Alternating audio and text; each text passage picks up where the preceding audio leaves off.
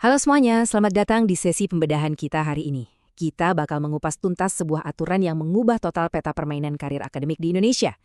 Ya, kalau Anda seorang dosen, tarik nafas dan persiapkan diri Anda, karena jalur untuk naik jabatan baru saja dirombak secara drastis. Dokumen dari kementerian ini bukan cuma sekedar wacana atau revisi minor biasa ya, ini adalah pergeseran fundamental. Kita secara resmi ninggalin era di mana kenaikan pangkat itu cuma soal ketahanan ngumpulin berkas administrasi bertahun-tahun.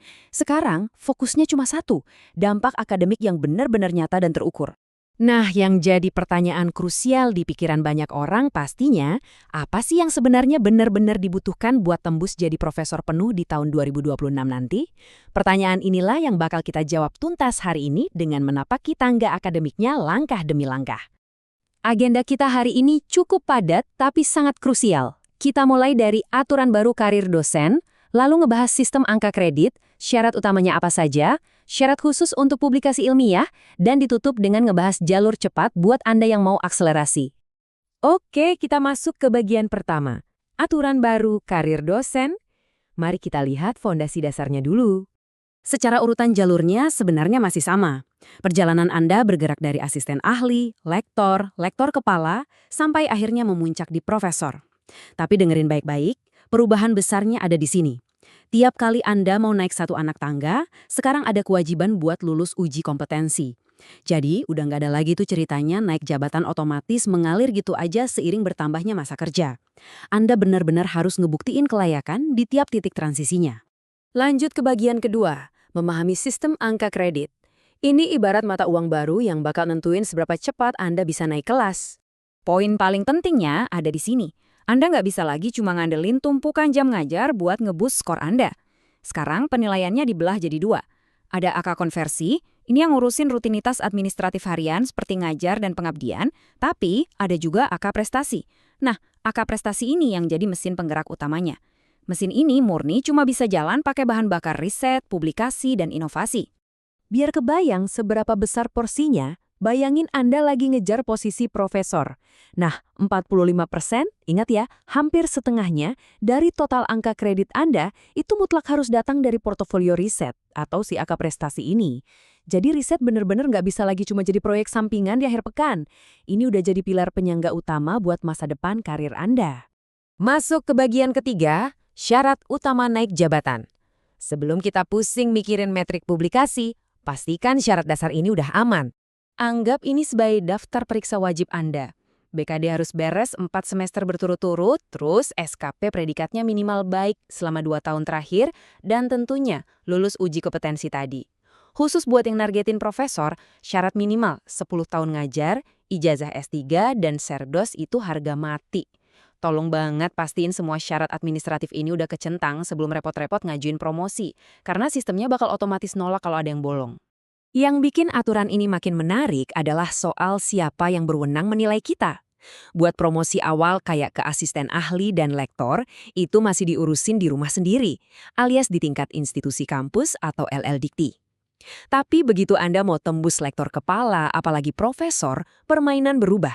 Berkas Anda bakal ditarik ke pusat dan dinilai langsung di tingkat nasional oleh kementerian. Intinya, otoritas pemeriksanya naik seiring dengan beratnya jabatan yang Anda kejar. Bagian keempat, syarat khusus publikasi ilmiah. Ini dia gerbang tol publikasi yang seringkali jadi rintangan paling mendebarkan. Mari kita terjemahkan syarat jurnalnya. Buat naik ke lektor, amankan minimal 1 publikasi Sinta 4 atau Q4 internasional dengan posisi sebagai penulis pertama. Tapi siap-siap buat lompatan ke lektor kepala, karena standarnya mendadak naik drastis jadi Sinta 2 atau Q3. Dan dengerin ini, untuk lektor kepala, Anda diwajibkan pegang peran ganda sebagai penulis pertama sekaligus korespondensi. Jadi tanggung jawab penuh atas karya ilmiahnya benar-benar ada di pundak Anda. Terus gimana kalau target Anda adalah gelar profesor?